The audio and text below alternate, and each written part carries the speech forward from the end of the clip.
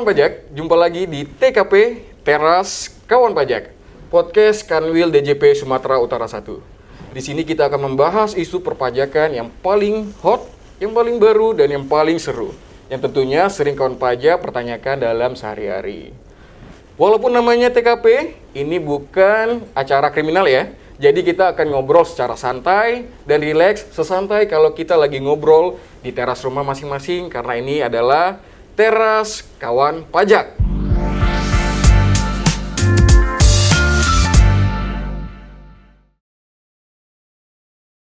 Nah, kawan pajak, di episode kali ini kita akan membahas tentang tarif PPh final UMKM. Nah, yang dengar-dengar nih ya, ada isunya nih bahwa tarif ini akan segera berakhir di tahun ini. Nah, apakah ini benar? Apakah ini hoax? Langsung aja kita akan mencoba bertanya kepada salah satu penyuluh pajak di Kanwil DJP Sumatera Utara 1.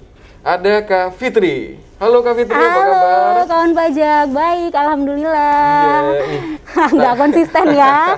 Kemarin jadi host, hari ini jadi narasumber, nggak apa-apa ya. Tidak apa-apa. Yang penting kita memberikan informasi yang paling baru, yang paling hot, dan yang paling seru buat kawan pajak. Iya, jadi buat kawan pajak berganti-ganti profesi nggak masalah buat kita ya, karena kita emang multi talented ya.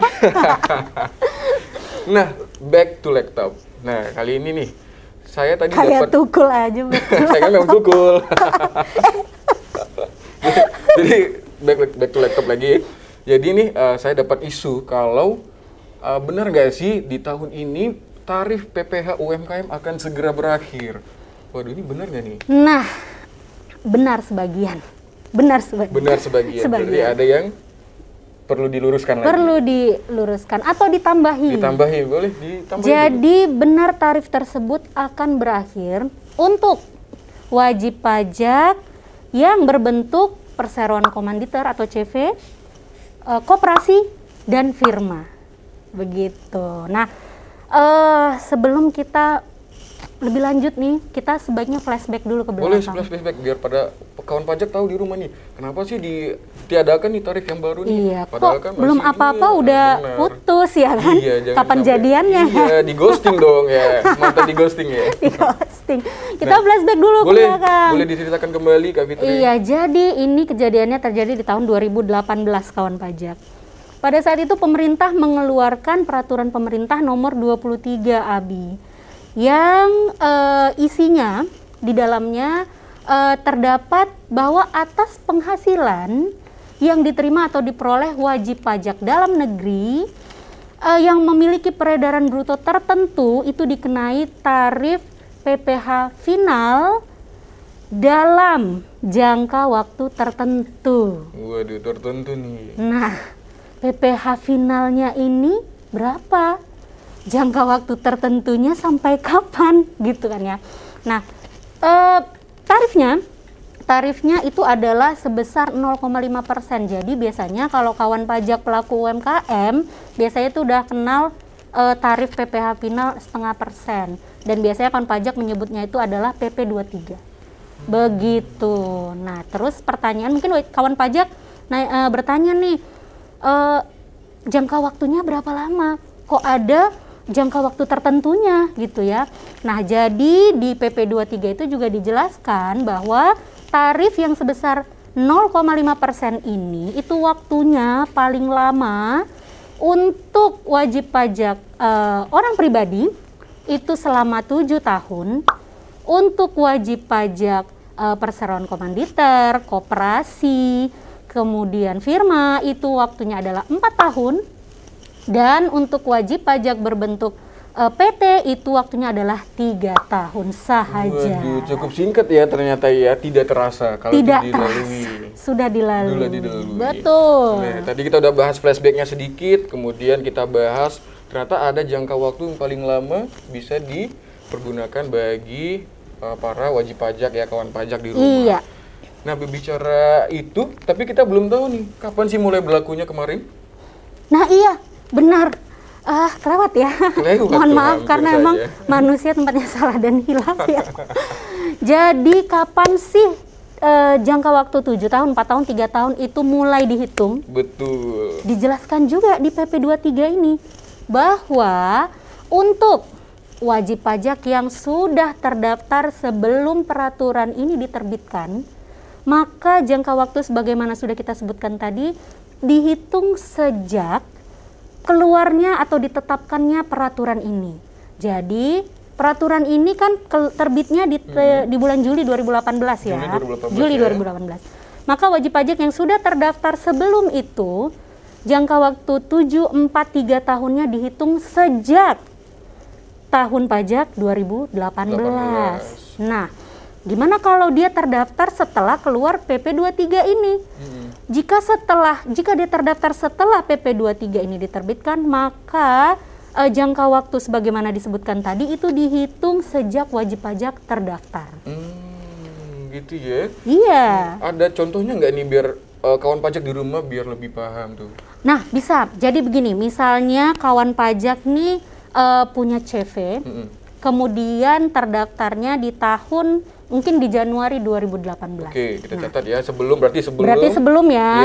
keluar peraturan PP pemerintah tahun 2018 ini PP 23. Nah, berarti kawan pajak bisa menggunakan tarif PPh final UMKM itu di tahun 2018, 2019, 2020 dan 2021 tahun inilah. Tahun ini dong ya terakhir menggunakan tarif UMKM tersebut. Betul sekali. Oh gitu.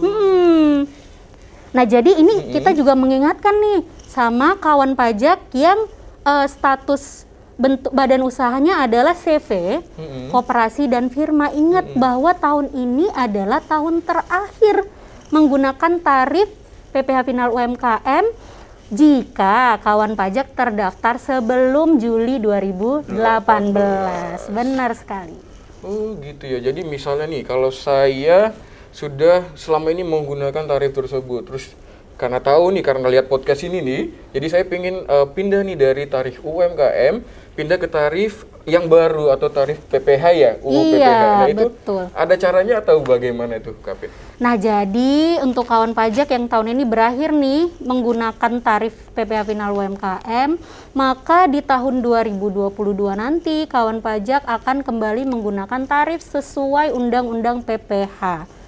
Nah, bagaimana perlakuannya? Kawan pajak akan diberlakukan seperti wajib pajak baru. Jadi silahkan kawan pajak di tahun 2022 nanti laporannya nanti berarti di tahun 2023 ya, SPT tahunannya menggunakan tarif sesuai Undang-Undang PPh. Tarif pasal 17. Pasal 17 tetap kembali ke PPh ya. Atau betul 17. sekali. Namun ada satu lagi nih ketentuannya. Jadi karena dia diberlakukan seperti wajib pajak baru, maka tidak perlu membayar angsuran PPh pasal 25 di tahun pertama dia berpindah atau menggunakan tarif PPh yang pasal 17. Begitu. Namun akan tetapi jika kita ilustrasikan kalau wajib pajak atau kawan pajak mengangsur dari mulai Januari sampai Desember, nanti di SPT tahunan tentu pajak terutang yang akan ditanggung atau wajib pajak hitung itu tinggal sedikit. Kenapa? Karena setahun ke belakang sudah diangsur. Betul, jadi lebih mudah ya dia. Benar sekali. Coba bayangkan jika nanti setelah setahun dihitung berapa pajak terutang dan ternyata semuanya langsung dibayar saat itu juga. Ya, saat itu ya harus mengeluarkan dana seberapa besar ya. Betul. Tapi lebih mudah kalau kita mengeluarkannya per bulan ya. Menyicil ya. Ternyata bukan hanya mobil dan rumah saja yang bisa ngangsur. Iya, pajak juga bisa diangsur. Jadi kita tetap menyarankan kepada kawan pajak untuk tetap melakukan angsuran PPh pasal 25 ya, betul. Meskipun di tahun pertama tidak wajib. Betul sekali. Iya. Nah, saya ini sudah menentukan untuk nanti saya balik lagi dah untuk mengansur pajak saya. Iya. Itu cara menghitung angsurannya atau cara menentukan angsuran itu ada nggak kriterianya atau bagaimana ya cara menghitung itu? Nah, jika kawan pajak memang memutuskan atau memilih untuk mengangsur di tahun pertama, kawan pajak tinggal menentukan pajak penghasilan terutangnya menggunakan tarif sesuai Undang-Undang PPh berdasarkan omset yang diterimanya di tahun 2021. Nah, kalau dia udah tahu nih berapa PPh terutangnya, tinggal dibagi 12 saja. sebesar itulah nanti angsuran yang harus dia bayar setiap bulannya di tahun 2022. Begitu. Cukup jelas. Harusnya Ya. Sampai kepada kawan pajak semoga di rumah ya. Iya, Jadi betul bahwa sekali. kita tadi sudah cerita kilas balik tarif ini bagaimana sebelumnya, kemudian kita cerita masa berlakunya itu juga hampir masuk di batas waktu nih ternyata nih. Iya, Terus betul. juga nanti setelah kita batas waktunya habis, kita juga harus bagaimana juga sudah kita sampaikan Iya. bahwa harus ada angsuran PPH tadi. Iya, itu sebagai saran kita ya kepada kawan pajak untuk perpajakannya yang administrasi perpajakan yang lebih Betul. baik. Nah, kita sudah capek ngobrol-ngobrol nih Kak. Iya, capek kita ya. Di depan kita udah ada kopi nih. Coba dulu dinikmati. Oh, ini bisa diminum bukan Boleh, pajangan boleh, ya? bukan, oh iya. dong, boleh. Boleh ya, kita coba ya. Boleh dong. Coba nih.